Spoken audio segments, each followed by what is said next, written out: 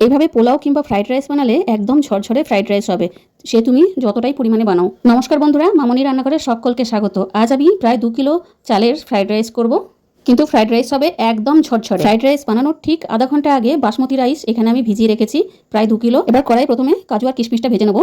কাজুটা কিছুক্ষণ ভেজে নেওয়ার পরে কিশমিশটা দেবো, আর যাতে তেলটা একদমই ঠান্ডা থাকে, নাহলে কিন্তু কিশমিশ খুব তাড়াতাড়ি পুড়ে যায়। আর আমি এখানে সাদা তেল ব্যবহার করেছি, তোমরা ইচ্ছে হলে ঘি ব্যবহার করতে পারো। কাজু কিশমিশ ভাজা হয়ে গেলে তেলের মধ্যে দিয়ে দেবো কিছুটা জিরে, গোটা জিরে, আর ফুলকপিটা প্রথমে ভেজে তুলে নিচ্ছি। এদিকে আগের থেকে আমি জল বসিয়ে দিয়েছিলাম, এর মধ্যে এবার চালটা ধুয়ে দিয়ে দিচ্ছি। সাথে দিয়ে দেবো পরিমাণ মতো লবণ, লবণের পরিমাণটা একটু বেশি হলে কোনো অসুবিধা নেই। সাথে দিয়েছি গোটা গরম মশলা, তেজপাতা, এলাচ, ছোট এলাচ, বড় এলাচ, দারচিনি আর লবঙ্গ। সেই সঙ্গে দেবো প্রায় 1 চামচ ঘি অথবা সাদা তেল। এতে ভাত একদম ঝরঝরে হবে। এটাই আজকের সিক্রেট টিপস, যার সাহায্যে পোলাও কিংবা ফ্রাইড রাইস হবে একদম ঝরঝরে। ভাতটা ফুটে গেলেই 1-2 বার হাতা কিংবা খুন্তি দিয়ে নাড়া দিয়ে দিতে হবে, নাহলে কিন্তু ভাতটা নিচে লেগে যেতে পারে। আর পোলাও কিংবা ফ্রাইড রাইসের ভাতটা করার সময় কিন্তু জলটা অবশ্যই আগে ফুটিয়ে নিতে হবে। আমরা এবার ভাতের মাড় গেলে নেবো। এখানে দেখো ভাতটা প্রায় 80% কুক হয়ে গেছে।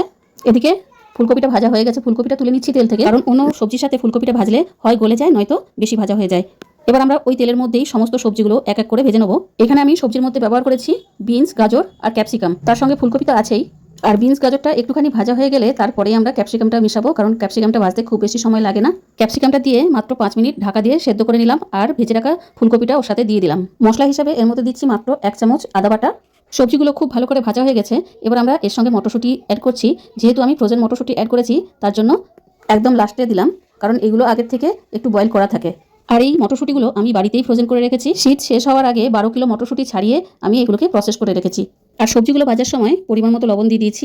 সমস্ত সবজিগুলো ভাজা হয়ে গেলে বাসমতি রাইসটা যে আমরা বানিয়ে রেখেছিলাম সেটা সবজির সঙ্গে অ্যাড করে দেবো। সঙ্গে সঙ্গে অ্যাড করবো ভেজে রাখা কাজু আর কিশমিশ।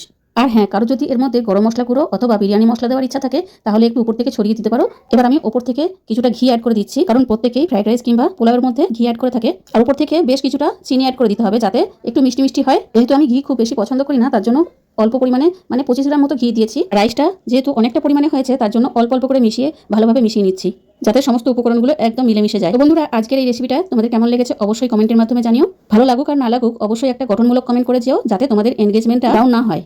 আর তোমরা কে কোথা থেকে আমার ভিডিওটা দেখছো অবশ্যই কমেন্টের মাধ্যমে জানিও, যাতে আমি তোমাদেরকে ধন্যবাদ জানাতে পারি। আগের দিনের ভিডিওতে সীমাস ডেলি ব্লগ থেকে বোন লিখেছো, জামাই ষষ্ঠীর খুব সুন্দর আয়োজন হয়েছে দিদিভাই।